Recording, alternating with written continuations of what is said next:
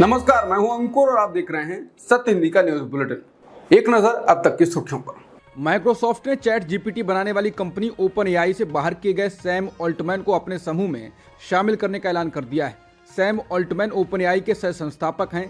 Microsoft के chairman और CEO Satya Nadella ने सोशल मीडिया साइट एक्स पर सोमवार को एक पोस्ट में ये जानकारी दी है। नडेला ने ऑल्टमैन के बारे में पोस्ट करते हुए कहा, और हमें खबर साझा करते हुए बहुत खुशी हो रही है कि अपने सहकर्मियों के साथ सैम ऑल्टमैन और ग्रेग ब्रॉकमैन नई उन्नत एआई रिसर्च टीम का नेतृत्व करने के लिए माइक्रोसॉफ्ट ज्वाइन करेंगे। नडेला ने कहा, हम उनकी सफलता के लिए उन्हें जरूरी संसाधन उपलब्ध कराने के लिए जल्द आगे बढ़ने की उम्मीद करते हैं। भारत वर्ल्ड कप हार गया है। गुजरात के अहमदाबाद स्टेडियम में खेले गए इस मैच को जीतकर ऑस्ट्रेलिया ने ट्रॉफी अपने नाम कर ली है। भारत की हार से सोशल मीडिया पर कुछ लोग दुख जता रहे हैं तो कुछ लोगों का कहना है कि खेल में हार जीत होती रहती है। इस बीच भारत को मिली हार के बाद सोशल मीडिया पर पनौती शब्द काफी ट्रेंड करने लगा है। बहस के सेंटर में है पीएम मोदी, जो फाइनल मैच के मेहमान थे। हार के बाद बीजेपी विरोधी दलों और सोशल मीडिया पर मौजूद कुछ अंधविश्वासी लोगों ने पीएम मोदी को ट्रोल किया है। शुरुआत बिहार के श्रम संसाधन मंत्री और आरजेडी नेता सुरेंद्र राम ने की है। उन्होंने इस हार के लिए प्रधानमंत्री मोदी को जिम्मेदार ठहरा दिया। साथ में राजस्थान के आरएलपी नेता हनुमान बेनीवाल भी कूद गए। हनुमान बेनीवाल ने तंज करते हुए नरेंद्र मोदी को हार का जनरेटर तक बोल दिया। वहीं कांग्रेस नेता सुप्रिया श्रीनेत ने पीएम मोदी का वो वीडियो ट्वीट किया है जिसमें वो स्टेडियम में बैठकर हंस रहे हैं। उन्होंने साथ ही लिखा है कि हमारी टीम आंसू में डूबी हुई है, देश का दिल टूट गया है, लेकिन वो किस बात पर इतना मुस्कुरा रहे हैं। वहीं कुछ लोगों का कहना है कि पीएम मोदी जी, चुनौतियों से तो हम निपट सकते हैं पर पनौती से नहीं। हालांकि बाकी लोग कह रहे हैं कि इतिहास में कई प्रधानमंत्रियों ने मैच देखा है, कई बार इंडिया वर्ल्ड कप फाइनल में हारी है, लेकिन मैच देखने वाले किसी प्रधानमंत्री को देश की जनता ने पनौती नहीं कहा। ये पहली बार है कि जनता अपने ही प्रधानमंत्री को पनौती कह रही है। हालांकि पीएम मोदी ने यह गड्ढा खुद अपने लिए खोदा है। बता दें, पीएम मोदी पहले खुद को नसीब वाला कहते थे। दरअसल नरेंद्र मोदी प्रधानमंत्री बनने के बाद एक चुनावी सभा को संबोधित कर रहे थे और उस दौरान पेट्रोल डीजल के दामों में कमी हो गई थी। रैली को संबोधित करते हुए पीएम मोदी कहते हैं, मेरे पीएम बनने के बाद पेट्रोल और डीजल के दाम कम हुए हैं। विपक्ष बोल रहा है कि मोदी नसीब वाला है। अगर मोदी के नसीब से ही आपकी जेब में कुछ रुपए बचते हैं तो इससे अच्छा और क्या होगा। हालांकि अब इसके उलट उनको कुछ और बोला जा रहा है। हालांकि ये सारी बातें बेवकूफ़ी की हैं। क्रिकेट और बाकी कामों में टैलेंट और मेहनत काम आती है, ना ही नसीब और ना ही अपशकुन। लेकिन पीएम मोदी जहां खुद को नसीब वाला कहते हैं तो लोग उनके लिए एकदम उल्टा शब्द इस्तेमाल करने लगे हैं। वहीं पनौती शब्द का चंद्रयान 2 और 2013 के बाद से आईसीसी ट्रॉफी ना जीत पाने से भी जोड़ा जा रहा है। हालांकि एक देश के प्रधानमंत्री को इस शब्द से जोड़ना बिल्कुल मूर्खों का काम है, लेकिन देश में जिस प्रकार से अंधविश्वास फैला हुआ है वो अपने कामों को अपशगुन और किस्मत से ही जोड़ते हैं। शिवसेना उद्धव गुट के नेता सांसद संजय राउत ने तो भारत की हार के पीछे स्टेडियम के नाम को ही दोष दे दिया है। उन्होंने दावा किया कि अगर फाइनल मैच मुंबई के वानखेड़े स्टेडियम या कोलकाता के ईडन गार्डन में होता तो भारत क्रिकेट का विश्व विजेता बन सकता था। संजय राउत ने आरोप लगाया कि सरदार वल्लभ भाई स्टेडियम का नाम बदलकर नरेंद्र मोदी स्टेडियम बना दिया ताकि वहां वर्ल्ड कप जीतें तो ये संदेश जाए कि नरेंद्र मोदी स्टेडियम में प्रधानमंत्री मोदी थे, इसलिए विश्व कप जीता है। ये पर्दे के पीछे बीजेपी का बड़ा गेम प्लान चल रहा था। वर्ल्ड कप में भारत की ओर से सबसे ज्यादा विकेट लेने वाले मोहम्मद शमी को पीएम मोदी ने गले लगाया है। मोहम्मद शमी ने सोशल मीडिया प्लेटफॉर्म एक्स पर एक तस्वीर पोस्ट की है। इसमें वो प्रधानमंत्री मोदी के गले लगे दिखाई दे रहे हैं। तस्वीर देखकर ऐसा लगता है मानो पीएम मोदी उन्हें हौसला दे रहे हों। शमी ने भारतीय टीम के ड्रेसिंग रूम में आने के लिए पीएम मोदी को शुक्रिया कहा है। शमी ने लिखा है, दुर्भाग्य से कल हमारा दिन नहीं था। पूरे टूर्नामेंट के दौरान हमारी टीम और मेरा समर्थन करने वाले के लिए मैं सभी भारतीयों का धन्यवाद देना चाहता हूँ। उन्होंने लिखा, प्रधानमंत्री के आभारी हूँ कि वो खासतौर पर ड्रेसिंग रूम में आए और हमारा हौसला बढ़ाया। मोहम्मद शमी वर्ल्ड कप के सबसे कामयाब गेंदबाज रहे हैं। उन्होंने 24 विकेट लिए हैं, लेकिन फाइनल में ऑस्ट्रेलियाई बल्लेबाजों ने उनका डटकर मुकाबला कर लिया। भारतीय क्रिकेट टीम के पूर्व कप्तान कपिल देव के एक बयान को लेकर बवाल हो गया है। 1983 विश्व कप विजेता टीम के कप्तान रहे कपिल देव ने कहा है कि मुझे विश्व कप के लिए आमंत्रित नहीं किया गया। उनके पास बयान को लेकर सोशल मीडिया पर तीखी प्रतिक्रिया है। विपक्षी दलों के नेताओं ने पूछा है कि क्या कपिल देव को महिला पहलवानों को साथ देने की सजा दी जा रही है। कांग्रेस के वरिष्ठ नेता जयराम रमेश ने कहा है कि ये पूरी तरह से अस्वीकार्य और बेहद घटियापन है कि कपिल देव को अहमदाबाद में विश्व कप फाइनल के लिए क्रिकेट प्रतिष्ठान द्वारा आमंत्रित नहीं किया गया था। उन्होंने कहा, बेदी की तरह कपिल देव भी अपनी बात कहने के लिए जाने जाते हैं और वो कुछ महीने पहले आंदोलनकारी महिला पहलवानों के समर्थन में खुलकर सामने आए थे। शिवसेना उद्धव गुट के नेता संजय राउत ने वर्ल्ड कप फाइनल मैच में पूर्व क्रिकेटर कपिल देव को ना बुलाए जाने को महान खिलाड़ी और भारत का अपमान बताया है। संजय राउत ने सोशल मीडिया प्लेटफॉर्म एक्स पर एक पोस्ट लिखकर कहा है कि भारत के महान क्रिकेटर कपिल देव को वर्ल्ड कप के फाइनल मैच में नहीं बुलाया गया।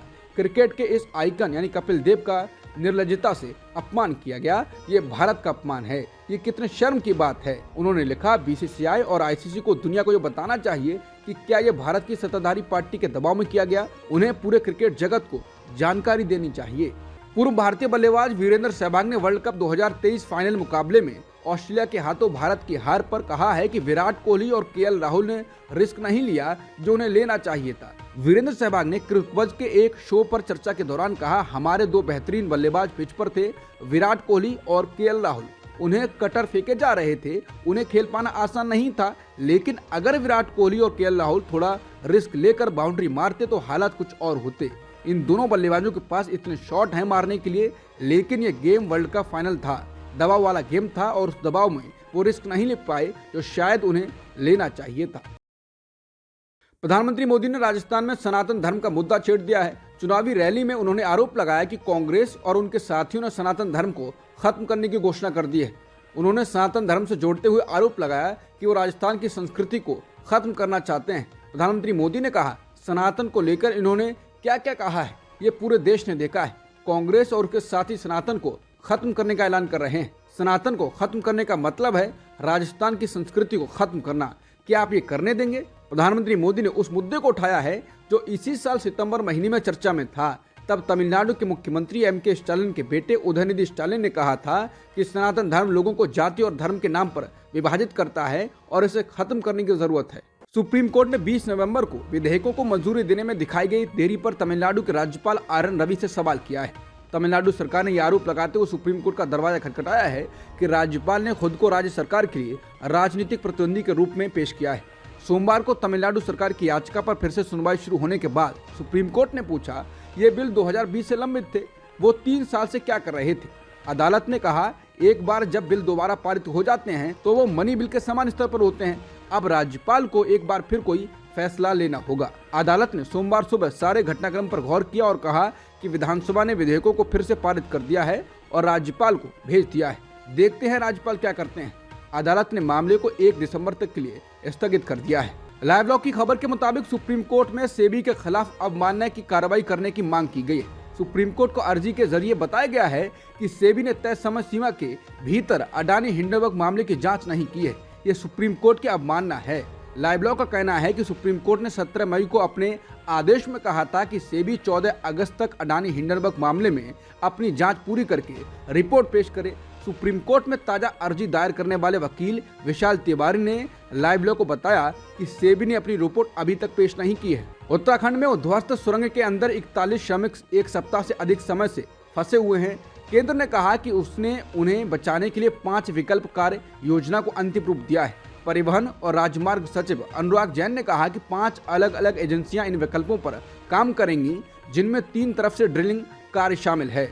उन्होंने कहा, सरकार ने बहुमूल्य जीवन बचाने के लिए सभी मोर्चों पर काम करने का फैसला किया है। ये फैसला एक उच्च स्तरीय बैठक में लिया गया, जहां विशेषज्ञों की सलाह के आधार पर 5 विभिन्न विकल्पों पर विचार किया गया। इस बीच प्रधानमंत्री मोदी ने भी इस संबंध में तमाम जानकारियां मांगी हैं और अधिकारियों को जरूरी निर्देश दिए हैं।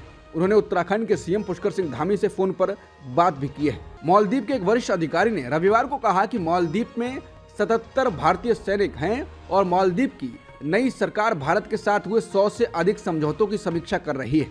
ये बयान तब आया है जब एक दिन पहले ही मालदीव के राष्ट्रपति मोहम्मद मुइज़्ज़ू ने औपचारिक रूप से भारत से अपने सैनिक वापस बुलाने को कहा है। एक प्रेस कॉन्फ्रेंस में मालदीव के राष्ट्रपति कार्यालय के सार्वजनिक नीति के अवर सचिव मोहम्मद फिरोजुल अब्दुल खलील ने कहा कि नई सरकार ने पाया है कि हमारे देश में 77 भारतीय सेना के लोग हैं। अरब और मुस्लिम देश गजा में इजरायली कार्रवाई को नहीं रोक पाने के कारण अमेरिका से नाराज हैं। गजा में युद्ध रोकने के लिए उनकी ओर से कूटनीतिक प्रयास किए जा रहे हैं। उनकी इस नाराजगी का फायदा चीन उठाने की कोशिश कर रहा है। चीन का प्रयास है कि वो मध्य पूर्व के देशों में अमेरिका की जगह खुद को स्थापित कर ले। इसके लिए वो अरब मुस्लिम देशों से अपनी नजदीकी बढ़ा रहा है। गजा युद्ध के कारण अमेरिका से नाराज होकर अरब मुस्लिम देश भी चीन के करीब जाते हुए दिखाई दे रहे हैं। अब खबर आई है कि अरब मुस्लिम देशों का एक सम्मेलन चीन की राजधानी बीजिंग में हो रहा है। 20 और 21 नवंबर को हो रहे इस सम्मेलन में कई अरब और मुस्लिम देश शामिल हो रहे हैं। इसमें गजा में युद्ध रोकने और शांति की बहाली की मांग की गई है। इजरायली सेना के दो संगठनों शिन बेट और आईडीएफ ने रविवार रात को एक वीडियो का खुलासा किया, जिसमें हमास 2 विदेशी बंधकों, एक थाई व्यक्ति और एक नेपाली व्यक्ति को 7 अक्टूबर को अल शिफा अस्पताल में वापस लाता दिख रहा है। एक वीडियो में हमास के लोग एक व्यक्ति को अस्पताल के प्रवेश द्वार में घसीटते हुए ला रहे हैं। एक अन्य वीडियो में स्ट्रेचर पर एक व्यक्ति को दिखाया गया है जिसके सीने में चोट लगी है, जिससे बड़ी मात्रा में खून निकल रहा है। साथ ही उसका एक पैर भी कट गया है। गजा स्वास्थ्य मंत्रालय के निदेशक मुनीर अल बोश ने इजरायल के इस दावे को खारिज कर दिया है कि उसे अल शिफा अस्पताल में हमास सुरंग मिली, वहां बंधकों को रखा गया है। उन्होंने इसे सफेद झूठ बताया है।